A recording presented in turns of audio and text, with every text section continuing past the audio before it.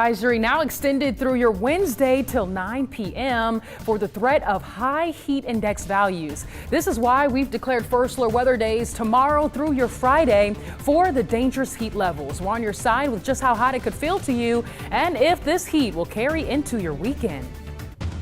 WBRC Fox 6 News. First Alert Weather Extra starts now. And Tania joining us again here. Tania, you know, we're talking about these triple-digit feels-like temperatures. It's hot. We're seeing 100 plus, but the next few days, it's hard to imagine it's going to be even hotter. Even hotter. Like what? I mean, we're going to see close to 110 as we approach Thursday and even Friday this week, especially in our western counties. So stay hydrated. Yeah, the heat index, the thing is, we had all this rain here recently, so the ground, it's kind of like a sponge in some areas, so that contributes to the low-level moisture. So if you wonder why this week especially it's been so humid when you step outside, that's been a factor, and that's one of the reasons why the heat index is kind of going to a new level this week, and that's going to be a factor. We have dangerous heat index. So we have expanded that first alert weather day into Friday. We have extended that. So next few days, factor in some extra break times. Planning on wrapping up out at the job site. Try to get an early start in the morning.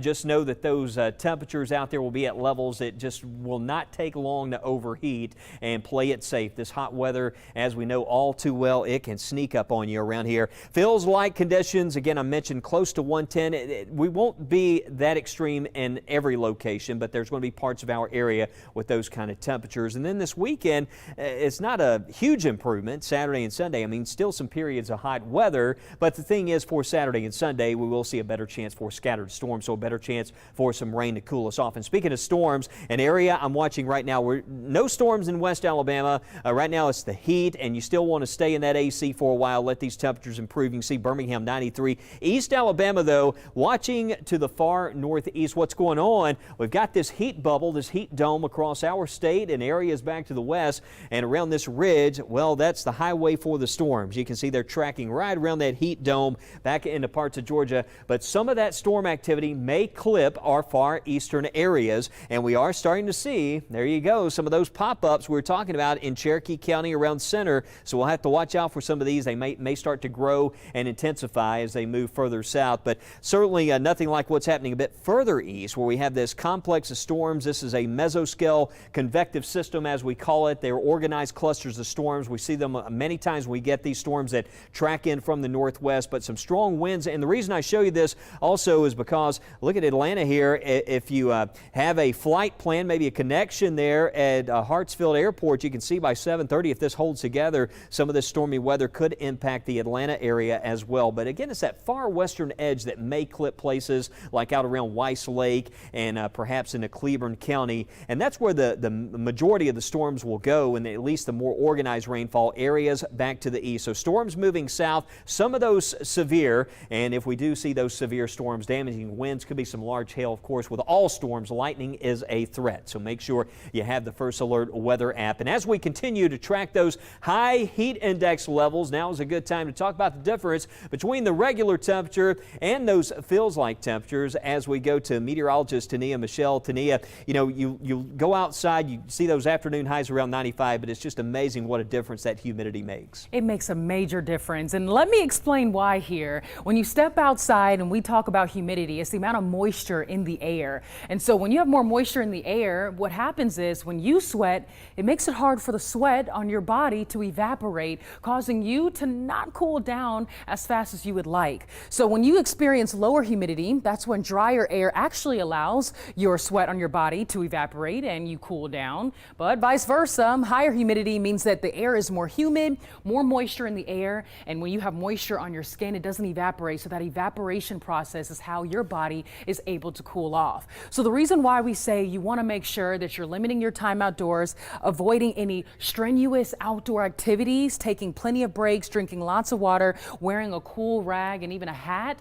is because those are just different ways for you to stay a little bit cooler, and that way your body doesn't overheat. What happens is when you start to overheat, your heart pumps faster, sweat cools a lot lower and a lot slower with the humidity outside, but your kidneys have to work harder. And that's why it makes it so dangerous when we talk about these dangerous heat levels. So make sure you're practicing heat safety over the next couple of days. That first alert weather day in effect starting tomorrow. So tomorrow, grab the cool rag before you head out the door, before you do any yard work, because it will be a good day to get some yard work done. And if you can, try to get it done earlier in the day rather than the peak hours of the day into your late afternoon. Hopefully that breaks down humidity a little bit more and a little bit more on what it means when we say those heat index values. It's basically how hot it feels to you outside. But we're not the only ones that need to be safe during these hot and humid days. Our pets do too. And joining us to talk more about that with a local veterinarian is meteorologist Shanti Rodriguez.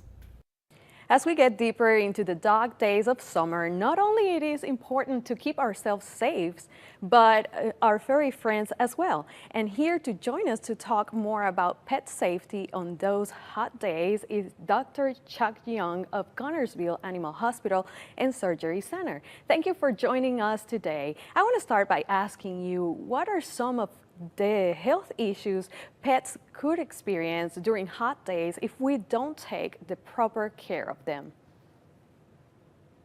You know, hypothermia is really important to be aware of. It's when a dog's body temperature gets too high and they overheat. And of course, dogs are like us. They have 4 ways to give off heat. You know, they radiate heat. And when the temperature is high outside, they can't radiate. So essentially it just stays inside of them. Convection is when the wind blows and it takes the heat away. And of course, if it's not windy, then you lose that. Conduction is when they lay on a cool surface, and when they don't have a cool surface, they lose that. So that leaves evaporative. So essentially, you know, their oral cavity and their foot paths are what cause evaporation in dogs. And of course, both of those are small. So they really don't have a good way to give it off when the temperature is hot. And that's why we have to be aware of it. And when going for a walk, what can we carry with us that would help in preventing heat stress or other issues? The biggest thing is just making sure that you do it early in the morning and late in the evening. You know, during the heat of the day, it's really hard on them. And so usually that's a perfect time. And then you have to be aware of the humidity. You know, if you take the temperature of like 80 degrees and you take the humidity of 70, that's a combination of 150. Anytime the combination gets over 140, then they can overheat. So you have to be aware of the humidity as well. And of course, you know, water is important. Make sure they drink plenty before they go and plenty when they get back. What are some other steps that we could take to keep our pets safe during the hot summer, not only when we take them for a walk, but at all times?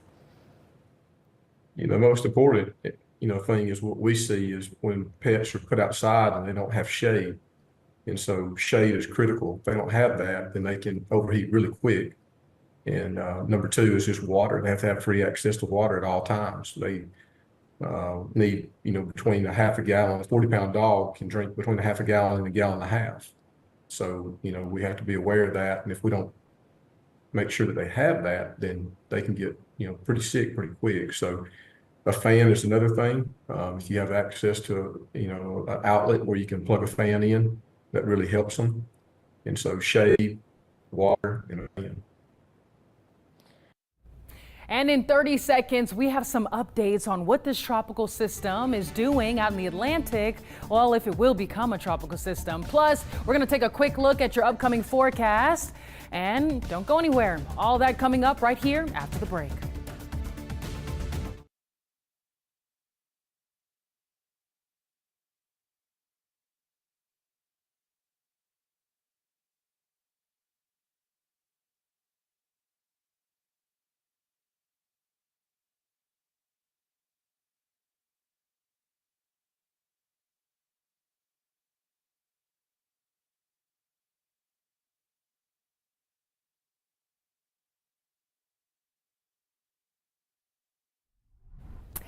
Time for weather, not every 6, but you're listening to First Alert Weather Extra right now and watching, hopefully. Here's a look at those morning temperatures across the area. We like to pick out a few local spots to let you know how it's going to be as you start off your morning tomorrow. In Pickensville, 76 degrees as you head out the door. A little bit further to the east, Johnson's Crossing, 74. And over further east near Sulphur Springs, 74 for you as you start off your morning tomorrow.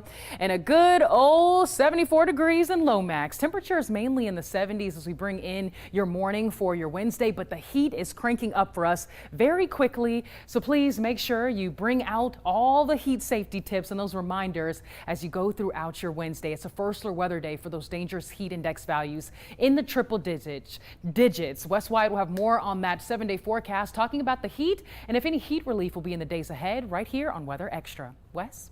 All right, today, and I'm about to talk more about this tropical system that's out in the Atlantic. Got some new data to show you and if this is going to make it into the Gulf of Mexico. But right now, we head over to Matt just for an update on where we stand so far in this hurricane season. As you know, hurricane season is supposed to be very active, and it's been pretty quiet this past month, but that's pretty common usually. When you look at the activity during the hurricane season, this is based off climatology. June and July is usually very quiet. We may see a couple of named storms at maximum, but it really ramps up as you go towards August 1st through September and October. So we still have a good bit of the season ahead of us. And one reason why it's been pretty quiet is we have what we call Saharan dust, just dust coming off the coast of Africa. And it limits tropical activity from forming. So we've been dealing with that for a while, but noticing less amounts of that as we go into the next several days. So we are likely going to see a more favorable environment in the Atlantic as we go into August. So we'll be watching that very closely. Of course, we've been watching a little weak tropical wave in the central Atlantic, and the Hurricane Center is showing odds of it developing, especially as it gets towards the Bahamas. And a lot of question marks with this. A lot of models are going to show different solutions, and there's just no need to show you a particular solution because the odds of it being correct are pretty low. But the idea is, and I know Wes was talking about this, a stronger system will maybe trend farther to the north and farther to the east. So if we see something try to form near the Bahamas, it may clip parts of the Florida Peninsula, especially the eastern portion of the coast, and move up towards the Atlantic. But if it stays weaker and interacts with land, there is a small chance it could make its way into the eastern Gulf of Mexico. So it's definitely need to keep an eye on it, especially for the Bahamas and Florida. And obviously, if it gets in the Gulf, we'll have to watch it as well. But if it stays out in the Atlantic, probably not going to cause much of an issue for our weather. In fact, it may actually bring in some drier air, which would limit our rain chances. But we've only had 3 named storms. Chris was the last one. Debbie would be the next named storm if we get it. And of course, a tropical storm is when we name them. So it has to have winds around 40 miles per hour. But it's all fair game when it comes to tropical formation in August. We're going to be looking out into the eastern and central Atlantic, and odds of development are more likely, especially towards the Lesser Antilles and as you go along the east coast and in the Caribbean and into the Gulf of Mexico. So we're looking at probably more activity to talk about as we go into the next several months. So be ready for it. It only takes one big storm to cause some major problems. So we always encourage people who live in hurricane areas along the coast to have a hurricane plan in place just in case they have to evacuate and prepare for a devastating storm. Thanks, Matt, and bringing you an update now on the story we brought to you yesterday out of Tennessee. The National Weather Service in Nashville confirming today that it was an EF0 tornado that brought the damage to parts of Murfreesboro.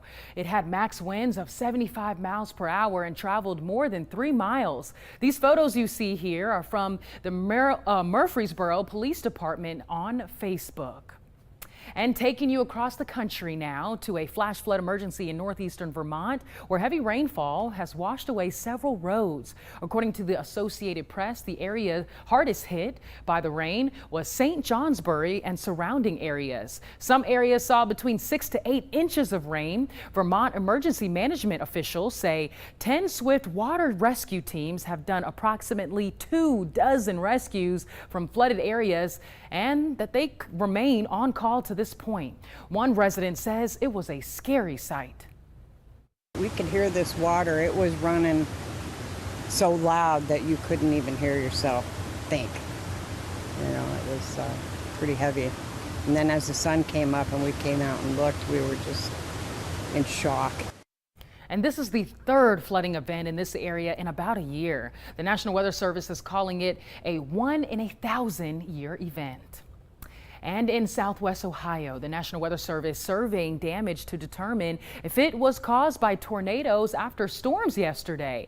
This is what it looked like Tuesday morning in Blanchester, Ohio, located on the border of Clinton and Warren counties. Both counties, along with Franklin County, Indiana, had been under tornado warnings before the storms hit. The storms damaged trees and wires, but thankfully there were no reports of injuries. And still ahead on Weather Extra, we continue to talk about your First Alert weather days for the rest of the week, as well as if there's any rain in the forecast that could help cool us down. Plus, I take you beyond the 7-day as we head into the first week of school. Stay with us for more First Alert Weather Extra. We'll be right back.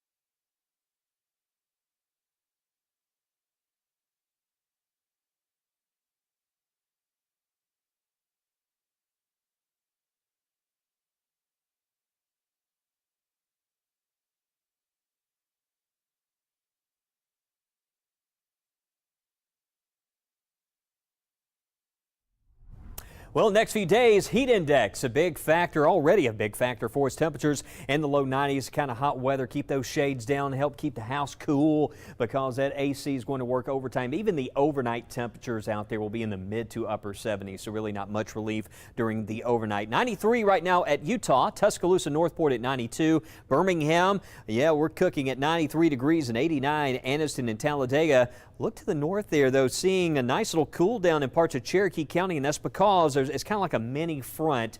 These strong storms over North Georgia, all that rain-cooled air is trying to slide to the south, but what can happen is that can set off additional thunderstorms. So we may see some isolated development across these far eastern areas, actually seeing some scattered storms. And it's possible that a strong to severe storm could develop. This window is going to be there through tonight for more storms to even drop southward. All these complexes of storms are riding south around a big bubble of hot weather that we're feeling across most of our area. But I did put some times on here just to show you some estimates. There's Atlanta. If you have a flight that's connecting, these storms are closing in on the Atlanta area. That could cause some delays there at the airport. So just watching those storms as they continue pressing south there through 7:30 at 8 o'clock. As for the next 24 hours, though, not a lot of rain for us. Again, very hot, steamy night out there. One of those evenings where we really won't have much improvement even past sunset time. Overnight lows, I mentioned 70s out there. How cool in the morning? Well, areas to the far east, we may be close to 70 degrees to start the day.